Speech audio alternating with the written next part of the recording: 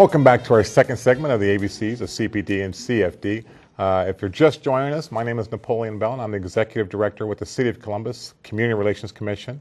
And I want to make sure that before we get into our second segment and talking about the Citizens Police Academy, I want to make sure that you are aware of a event and program that's coming up that is involving our office, which is the Mayor's Prayer Luncheon. Mayor Michael B. Coleman presents the 13th Annual Interfaith Prayer Luncheon.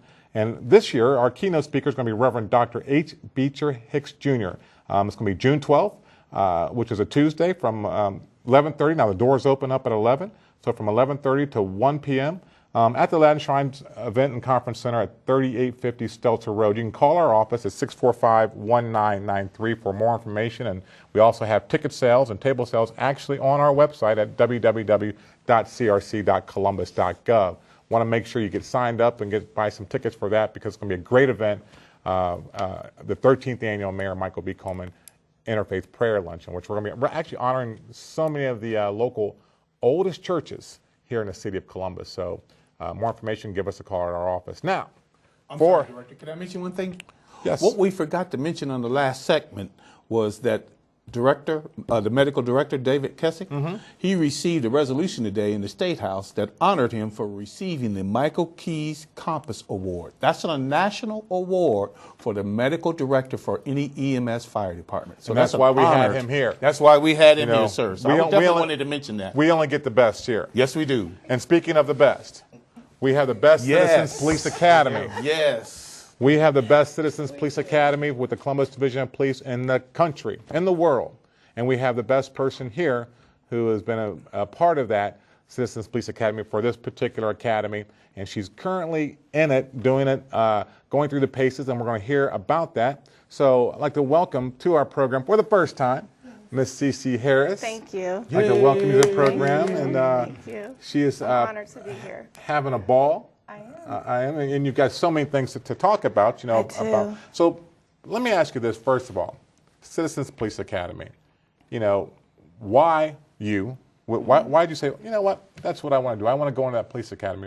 What made you decide to sign your name to being a part of the academy?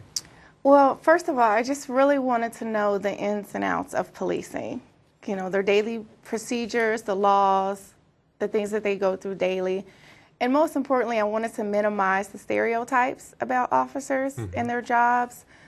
I will admit I'm a victim to some of those, and I wanted to clear the air about it. And these last 10 weeks has definitely cleared it up for me. Right, so you're saying it's 10 weeks long? It's 10 weeks long. 10 weeks long? Yes. And how often do you have to go to the It's classes? one night a week on Tuesday evenings for 3 hours, 6:30 to 9:30. Okay. At the academy. Oh, at the police academy. Well, actually, every week, most of the time, it's somewhere different. We've been to the shooting range, K9, SWAT. We go around the city. Okay. To different locations every week. So you started. You says, okay, I want to find out, to kind of clear up in my own mind, these perceptions that you had, which could have been good, bad, or indifferent. Right. And so, tell us about, let's start with one of the things that you felt is like, police officers did, and they shouldn't have done that, or what was your feelings going into the academy?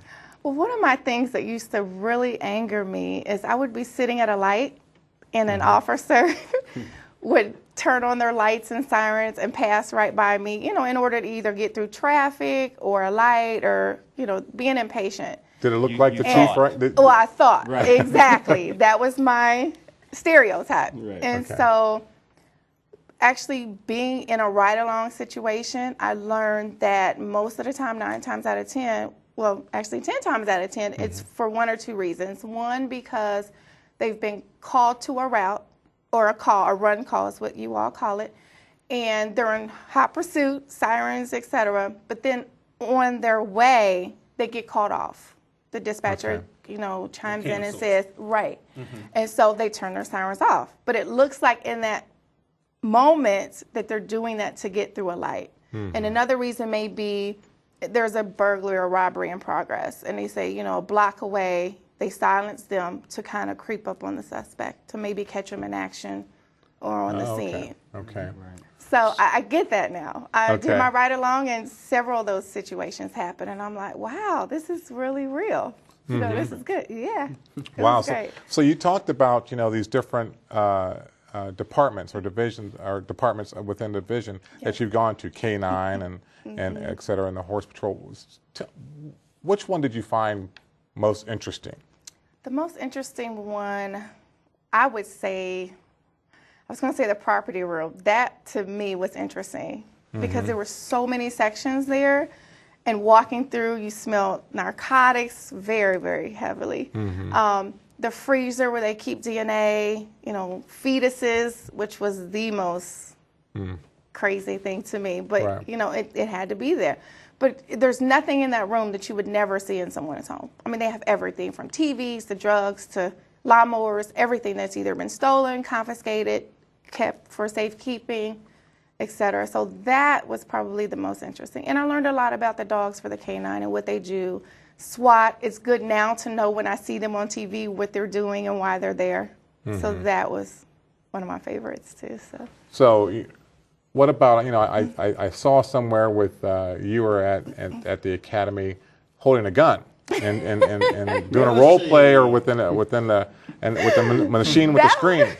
That was actually my favorite activity. It was called Milo, and it's an interaction video system where you're holding a gun, but you are interacting with a scenario on a screen, kind of like a video game. And if you're really getting shot, they normally shoot the little, rubber bullets or whatever to show you that you've been shot. And it just really brought to life to show you that 1/3 of a second, how quick your life can change forever. And so my scenario, which is where you saw me, the guy was stranded on the side of the road with the hood up. So I go to approach him, and he said something, and I asked him to repeat it. And before I could do anything, pop, pop, pop, pop, pop, I'm shot, I'm killed, I'm dead, just that quick. I don't see him. He doesn't see me. He's behind the hood. I'm trying to help a fellow citizen, and I'm dead. So that just was an eye-opening experience for me. Were you able to return fire, though? I was. Okay. I was returning fire. I don't know where I was shooting. But eventually he did fall. So there were things all over the wall. Yeah, right. Yeah. Eventually he did fall to the ground, but I probably died before him in real life. I would have died because he shot me probably 5 or 6 times. Well, he shot at you. He's a bad shot. Bad shot. Right. But we learned survival techniques. Okay. So at that moment, I would have known without the adrenaline rush what to do. Okay. So they taught us so much through this academy that it's just amazing. So 10 weeks worth of this. Yes. And you graduate here Yes, in a 2 week. weeks, In June 2 5th. weeks. Congratulations. Thank All you. Can we come? Yes, I would would love love- for you to be we there. want Yes, to be I there. made Director Brown put it on his schedule today. All right. All He will right. be there too. Okay. And the new chief, Kim Jacobs. She'll be there? Yes. Good deal. So I'm excited. Right. So how many people are in the class? It's probably about 13 of us, I would say. Okay. And what's, when you think about the Citizens Police Academy and you think about, why you'd go into, what's the makeup? I mean, is it older, younger? It's everybody. It's blacks, whites, old, young. I mean, there's no limit, which is something I learned about the Columbus Police Academy, is that there's no age limit. And I didn't know Okay. that. So we have older, younger, men, women, of both. I mean, I think it's almost even with men and the women. So it's a variety. And I highly recommend that others take these classes. I mean, it totally changes your outlook on policing, definitely. Even the real ride-along I rode on, it's one thing to watch it on TV, but it's another thing to actually be there. My ride-along, the first night, I had a shooting. Wow. Yes. Wow. I had a 1033. Oh, go ahead. I'm learning all my 10 codes. Aren't you proud of me? Okay, I'm learning my 10 codes. So, but he was shot, and I was right there watching him bleed. I mean, he was shot maybe in his femur. I don't know what this part is. But people have died from that just because of the artery. And he was just bleeding and bleeding. And the officer that was training me is like, so, this is real life. I'm like, wow. He's like, you have any questions? No. Is he going to live? What do we do? And I learned as far as EMS, that they have to be cleared to come onto the scene. Correct. And I'm sitting there going, oh my God, where are they? Why are they taking forever? You see the chopper, you hear all the sirens. This man's about to die right in front of us. Where are the EMS? Come to find out, you all are around the corner waiting to be cleared. Scene secure. Right. I'm asking the officer, I'm like, hey, where are they? This man's about to die. I'm ready to take my jacket off and use it as a tourniquet. You would have been a good thing. You might have done a citizen award. I would have been a super... you might have been a hero. But he's like, no, CC, that's what the EMS are for. And I'm like, oh my gosh. So it was one of those waiting periods, but I never knew. I'm thinking you all the slow ones, you know. Oh, here we go. But come to find out, I said, what's taking them so long? And he explained to me they have to be cleared. It has to be a safety issue, and I never knew that. The shooter could have still been in the area. Right. You know, so they were following me with the chopper, you know, he ended up ditching a gun somewhere, and I'm ready to jump a fence to find a gun. I was super, I was. You know, you watch First 48, and it's like, oh, this is great on TV, but you in real life. And I had on heels this high. It was pouring down raining. It's midnight. I'm like, kind of. I had to represent CPD. You know, I had to represent you all. Oh, there you go. But now you know that when you go out on a ride along that you have to be able to have tennis shoes on, dress accordingly. It's business casual. So I was business casual. Okay. But I didn't know I was going to be running in a shooting. And we also want to make sure that we give our viewing audience a chance to call in to maybe ask CC or the chief or Lieutenant a question in regards to the Citizens Police Academy at 645-6557. Give us a call at 645-6557, and or shoot us up here on Facebook at NAPBell. That's NAPBELL. In regards to the Citizens Police Academy, and or any questions in regards to police and fire services. Yes, sir. Can I ask the chief a question? What is the difference between your auxiliary and the Citizens Police Academy? Can you explain that? Well, the auxiliaries are former police officers who have retired and still have arrest powers. They carry firearms. They're still police officers when they work. They're just not paid, and they're not required to work every day. They work, I think you're 8 hours, right? 8 hours a month. 8 hours a month. Right. See, the fire department really doesn't have a fire citizens academy. We do have an auxiliary, though, and they're not really retired firefighters. Anyone can, especially if you go through the training, can become auxiliary. Now, there are some programs called Fire Corps that is like a Fire Citizens Academy, but being it is so much enclosed in the training as far as the auxiliary, we really haven't started a Fire Citizens Academy. And with the project for you, I think. Oh, give me more work to do. Yeah, give me more work to do. And then with the reserves, all of them haven't been police officers. Although there's a larger wave now with the retirements that the reserves are filling up with retired officers, which is a good thing. It is because they then supplement the regular duty officers out there, and it's for free. Especially at special events. Special events, and still also ride the cruisers and do that work when they want to get involved, continue that. But let me ask you then, CC, with the Citizens Police Academy, now if you're going to be graduating here, are you looking and saying, well, you know what, I think I could do that. I really, I asked her. I know I can do it. All right. The question is, do I want to? Okay. Probably not. The mayor would let me anyway. Okay. But no, I would love to do it. I'm really into law enforcement and CSI and all that good stuff. But no, I'll stay behind the scenes. Well, maybe as a reserve officer, though. Yeah, I mean, maybe. That's something that maybe. you Yes, could do. absolutely. I'm down for that. Well, we'll have to not make all sure the we get you time. hooked up with Rocky Ermo and Yes. get you Let's do on the it. list Yes. to be a reserve officer. Let's do it. Now, with your time that you've been in there, is there something else that you're saying, I really need to talk about this because this is what was either an issue that you felt before and that's been resolved now, or is there something that we're missing here about? So much. I really have learned. I found a greater appreciation for Columbus Divisional Police. I mean, the complexity of the job, what they do every day, how you all put your life on the line for us. And you have wives and children at home. I just appreciate that so much. I wasn't as appreciative before now. Now that I see it, they're saying you never judge a person until you walked a mile in their shoes. Well, the last 10 weeks, technically, virtually, I've walked in your shoes, and it's like, wow, it's amazing what the job entails in an 8-hour day.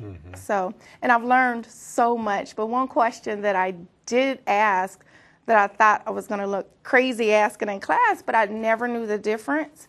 And the question was what the difference was between a robbery and a burglary. And come to find out, half the class really didn't know any either.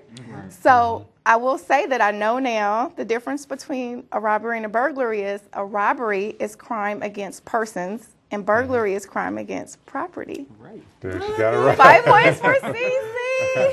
But A's on your test, I aren't am you? straight A's. Okay. But I thought that was a stupid question, but because it all sounds the same. Right, They say right. they use an example. You call 911 and say, "Oh my God, I've been robbed. My TV's gone. My stereo's gone." No, you've been burglarized. You haven't been robbed. So that was huge. And another, this is really important to me because a friend of mine has been assaulted, aggravated assault. And I started getting angry at CPD because I felt like they weren't doing their job to find the person that actually committed the crime. And come to find out, 9 times out of 10, the victims are so scared to tell who they knew who it was, and they're too scared to come forward due to repercussions. And I learned this saying from the hood the other day was, snitches make stitches. And I'm like, wow, I get it. Yeah, right. You know, it's like they're afraid. So most of the time it's really not detectives and police and, you know, looking for the person. It's the fact that they're not willing to testify against them and turn them in and admit who this person is. Because they know most of the time. And that's something that is very common, and we've talked about that on the program before in regards to the Snitches no make snitch, stitches. you know, mentality and what have you, and that in itself is preventing crimes from being solved. And so then people like you talk about are upset and mad because they feel as though the police aren't doing anything about it. But the problem is that the community has to help, Correct. to be able to provide that ability for the police to solve the crime. I got a question for her. How about defensive tactics? Did you learn anything like that? We watched it, but we didn't physically do it. Okay. Just because I don't want to hurt anybody. I bet. It's tough. It's tough. Right. But no, we learned a lot about it. Different techniques to defend yourselves. And also, we learned last night the Three Stooges thing with the neck and stuff. Yeah, and we were at jugular firearms notch and all training. that. Yes. And at firearms training, we learned a lot about guns and the effects on the bodies and where to shoot the gray area and all that good stuff. God's So, country. yes. So, yeah, we learned stuff like that. Right. Well, Yeah, it was that's a great. good question because some people often, you know, think, okay, Citizens Police Academy, do I have to get out there and do the boxing, do No, wrestling and all that? absolutely not. I mean, it's Absolutely physically not. demanding, so No, it's not like that for the absolutely academy. No, Citizens we Police actually have a Academy. few senior citizens in our group. Okay. So, and her question is always, are we standing up? Are we doing this? You know, so when they talked about us doing special duty for Red, White, and Boom, you know, needing extra help. Listen at it, And she special asked, duty. yes, honey, that's honey. I got this. I've learned so much. This is just crazy. All my stereotypes, I will say it out in front of everybody, they're gone. Okay. I have a Good to better hear. appreciation for you guys. Now you know And you. Ben and Marty and Jerome. Oh, they I do have to work, give don't shout they? outs, yes, because they actually do work. They don't look like they do work, That's right. but I want to thank them on TV because they have answered every single question I've had. They've had to hear me every Wednesday come in after class on Tuesday and talk about the afternoon, the day, how it was, and they're like, see. But I feel like I'm part of their family now. Okay. So Who's I'm this? throwing Speaking of Jerome Oh. Stevens, Marty Yeager, Magento Johnson, and Ben Parks. All Okay. of the mayor's detail. Right. And they are amazing. Outstanding officers. Yes. Oh, you know what I wanted to talk about also was shadowing the 911 dispatchers. That was very traumatic. I mean, just hearing these runs and kids being kidnapped, shootings, and it was wild. So I give kudos to them as well. They may not be out in the field, but they definitely take their amount of calls Well, daily. also, I mean, and hearing them stay so calm Yes. when somebody's screaming, Yes. you know, and needing help, and something's Yes. happening right now. And we witnessed a call with that, and my adrenaline's rushing. My heart's racing 100 beats per minute. And they're just, okay, what were they wearing? What were they? I'm like, she is so calm. It takes a special person to do 911 dispatching. I probably would rather do street policing than the 911 dispatching. You're pretty, you know defensive tactics. You're a pretty tough bird. I have 3 brothers. I didn't have a choice, Yeah, so. you're Yeah. Pretty tough But person. yeah, so it was very interesting. And the dogs were cute. At The K9. K9, yeah, Okay. I didn't know I've how never heard that one. important they're vicious when they need to be all for the teeth, but I learned what they do. You know, they sniff they're and do, workers. at crime scenes, and they're yes, officers, they right? really. And I didn't know, when they get shot, it's like shooting an officer. Yes. Right. Or assaulted. Or in any something. way. Yes, Right. absolutely. Yes. Same thing with horses, too. Absolutely. The police horses.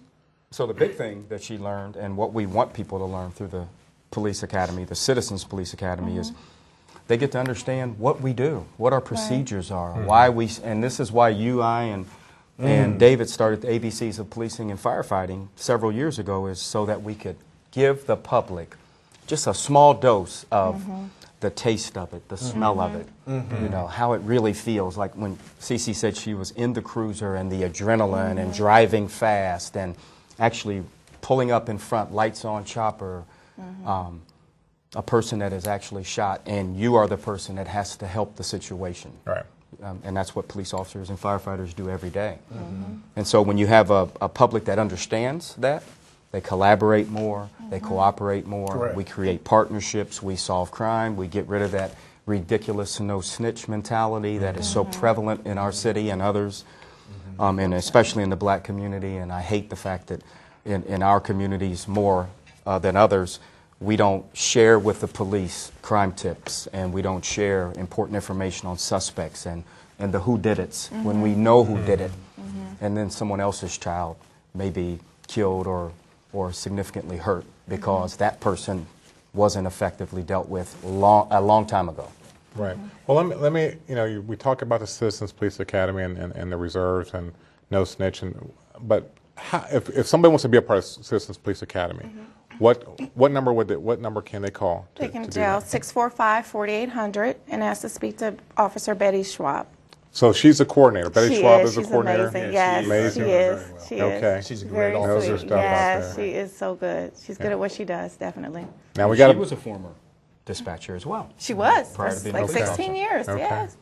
so has moved through the ranks there. Both sides. Yeah, both sides. So we got about a minute left. Closing words, Chief. I would encourage everyone, as she said, get involved, help out. We're getting into the warm season. Summer months, yeah. We've had a significant number of homicides in our city. It's unacceptable.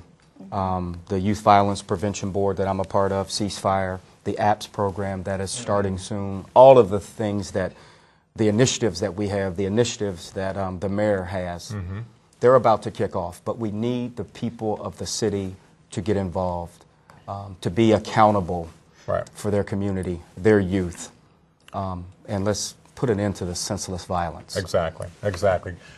We can have all the other, but if we don't have the community involved, it's not going to make the difference, the impact that we need it to make. Absolutely. Exactly. Cece?